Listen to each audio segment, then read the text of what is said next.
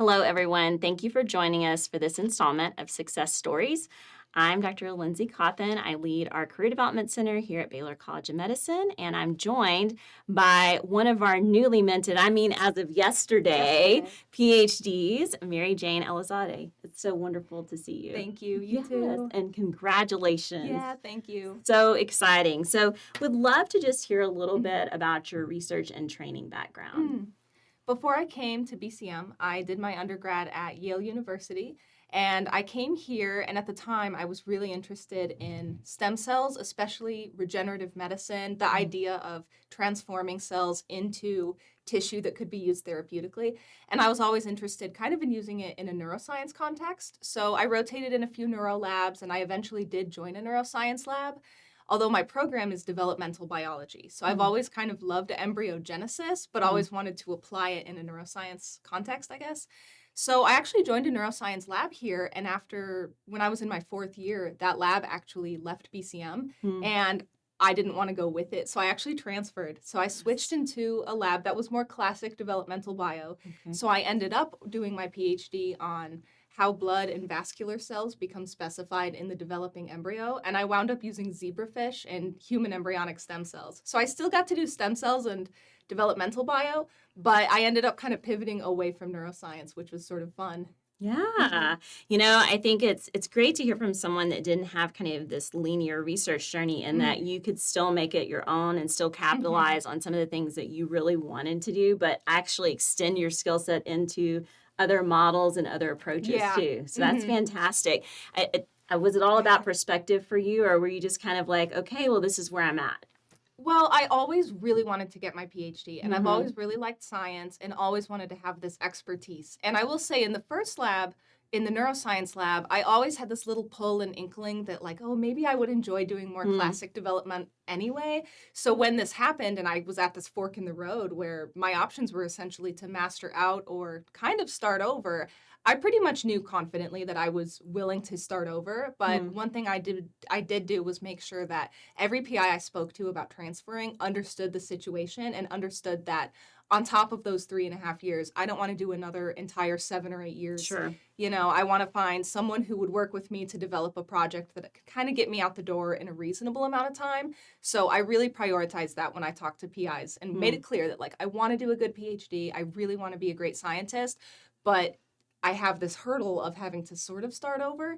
Yeah. And thankfully, a lot of professors were actually pretty receptive to that. And they told me it's not that unusual. Like this kind of thing happens for lots of different reasons that students partway through have to switch labs or switch mentors or radically switch project.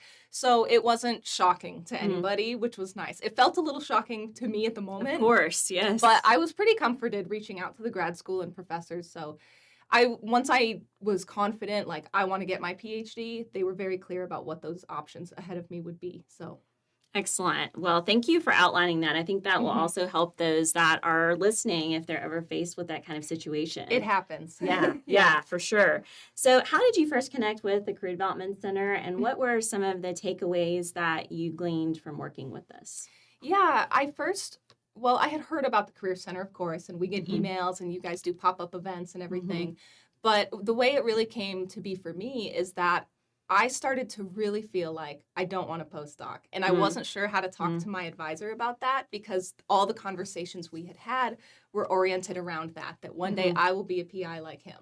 Right. And I wasn't sure how to start that conversation, so I talked to another professor in our department who I really trust and have kind of a friendly mentor relationship with.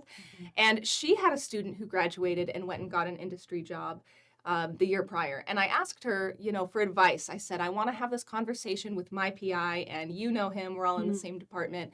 I don't want to come unprepared. I want to say very confidently, like, this is the career path I want to do instead, and here's why. And she advised me to contact the Career Center, to contact you specifically. And she said that her student from that last year, who I had in mind, that's what she did. She had contacted the Career Center, and that you guys had helped her identify a career path, and I think to some extent helped her even find that job and prepare for her interviews and get into it, and that she had credited the Career Center for how successful that went for her. So she said, make an appointment, talk to them, get to a place in the process you feel good, and then talk to your PI. And, they were super helpful for my student. They'll be helpful for you. So that's what I did. Oh, well, I didn't even know this story. It makes me feel so wonderful to hear that there was a referral from faculty, because that's Mhm. something that we really strive to do, is support their mentorship and to support all of Mhm. you in your training, not just in your career development. Yeah. So I know you interacted with us and in other ways, especially I know you did the actor program Mhm. with us. So you want to tell us a little bit about that program and what you took from it? Yeah, definitely. So I loved doing BCM Actor. I thought that was a great program. Hmm. And through it, I got to shadow some professors who teach, especially, I was mostly at University of St. Thomas. Hmm. And it was really interesting and a really cool experience. And we learned a lot about different styles and approaches to teaching and Mhm. about the things that you might not see as a student about the challenges of Mm. teaching or just things you might not have thought about before. And then I got to actually teach a little bit myself, which was a Excellent. really helpful experience. Also helped me a lot with overcoming fear of public speaking to just Yes, sort of like that will get do up it. there and do it. Because I did 2 sessions, and the second one I could feel that I felt more confident and was Sure. speaking more normally. So the things I learned from that, we really talked a lot about pedagogy and Yes. how you want to communicate with your Mhm. audience or your Mhm. students about what you expect from them, what they can expect from you, and also being ready to pivot. If you're communicating Mm. something and your audience isn't quite getting it, being ready to adapt and say, okay, let me explain this a different way, and kind of Mhm. understanding how to connect with your audience. Right. Those skills, when I first decided maybe I'm not going to work in academia so directly, I was a little nervous because, oh, I have all this great skill set. I really enjoy it. But I realized they're super applicable in a lot of different Yes, they are. scenarios. And in Yes. fact, in the career path, I know we're going to talk about it later, that I've chosen, one of the big things I have to do is communicate complicated topics to 2 very different audiences. Mm. I have to Yes. communicate research progress that I get from scientists to my boss, who is Mm. essentially a business person, an Ah, investor, not a scientist. yep, layperson. And similarly, I have to take his ideas and really sit with them and think, how can I convey his expectations to these researchers Mhm.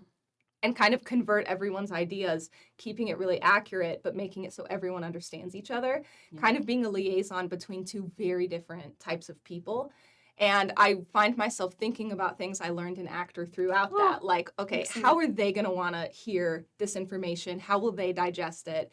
And when it's a miss, being able to say, okay, let me try this again a different way. Right. And being kind of comfortable on your feet to do that. I think the skills I learned in actor are actually still definitely with me. And I think it's part of why I'm so happy and enjoying this new career too, Mhm. because it has those elements that I really liked in academic teaching. So, Sure, sure, absolutely. And I really like what you said about being able to vision teaching not just in a classroom, but mhm, we are, as scientists and professionals, well trained and being able mhm, to teach. We just don't always see it that way. And then with that yeah, extra layer of experiential learning you had through actor, being able to vision, okay, I can apply mhm, this to different audiences. So that's really fantastic. So I think we're all on the edge of our seats. So what's your current role that you're transitioning into after you mhm, finish with us? And you kind of talked about, where you saw those carryovers with our mhm, programming, but really excited to hear what the mhm. next step is for you. Yeah, it's pretty exciting because this new job, it's something that is not what I ever had in mind, but it was Mm. an opportunity that came to me and I thought this is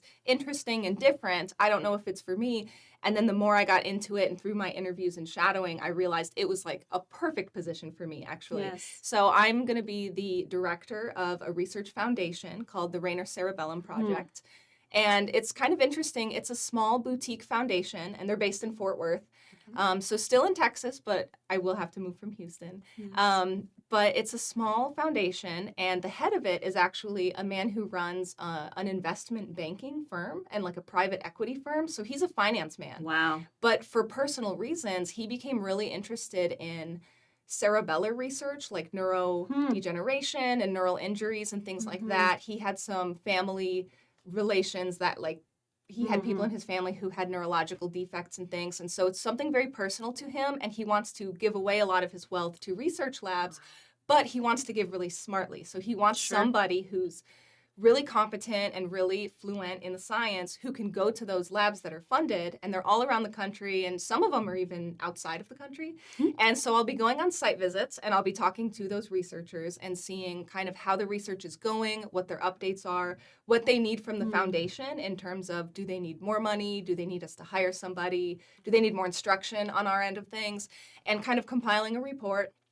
And like I said, translating all of that information into something that the investors and the stakeholders can understand, and kind of giving my report and recommendations, and then they'll make their decisions, and I have to convey that over to the labs.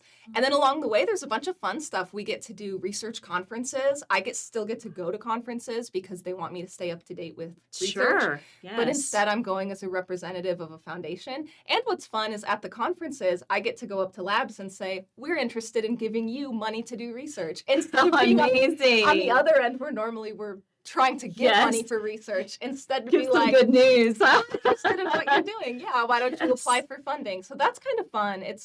I really like it. I think I'm going to enjoy it, and I think I'll be really good at it. I think you will too. And I think it's going to be so rewarding for you coming from this background and knowing the struggle of funding and now where a lot of researchers find themselves, and to be able to say, from a private entity, to be able to hand over those checks. It's going to be wonderful. Think so. And yes, and help those that don't really understand the impact of what people are doing in the lab really understand that and invest. That's so rewarding. We are so excited for you. Thank you. It's been so wonderful to work with you and live a little bit vicariously and seeing all your success. So as you look back at your time here at Baylor, what would you say to students that are starting or maybe kind of, in that time where they're like, oh, I'm uncertain, what do I do? What would be your advice to them? My advice is to vocalize those feelings to somebody. Yes. Like I was saying, I felt nervous to talk about it with my PI, and I don't know if that was valid or not, but it's how I felt. And I know a lot of people feel that way. So I know coming to the career office and just saying out loud, I don't know what I'm doing. Everyone expects me to do this, but I don't think I want to, that kind of thing. It psychologically is very beneficial. So whether it's the career office or starting with professors you trust or your peers or anyone, I think really advocating for yourself and saying, I'm not sure about this, or this is what I love about the lab, this is what I hate about the lab. I think you need to start those conversations and hear yourself saying it, because that's the only way you're really going to find out what you want and what you should be doing. Because there's a lot of resources available, but not if you don't say it. And I think sometimes there's a pressure or an expectation, especially more in some labs than others, that, everybody's on the same path. We're all kind of marching towards the same goal. And it can be a little hard and a little scary to say, I think I want to kind of divert myself and go do something else. It can be, yes. There can be a lot of pressure around that. It can be challenging. It's real. I just think my advice would be to be courageous and share when you have those feelings and doubts, and don't feel bad and don't feel pressured to really please people and end up in a career you're not happy or fulfilled with. I think that was something that was hard for me to do. And so that's my advice, is to just rip that Band-Aid off, start those conversations, and when you're ready, you have to talk to your mentor and you have to kind of reach out to all the resources you have and really advocate for yourself. Excellent. I think words of wisdom. That is, you've worked so hard, all of you, to gain the skills that you have and the credentialing that you have, and to not do yourself the service of really taking time to say, what do I want and what does that look like, is something that I hope that no one misses out on. That's my goal here, and our team's goal is to make sure that we equip you with the ability to do that. So thank you again so much. We wish you all the best. Dr. Elizade, I like to say it because it's like just yesterday, so we'll say it as much as possible. And thank you all for tuning in. We'll see you soon. Take care. Thank you. Bye-bye.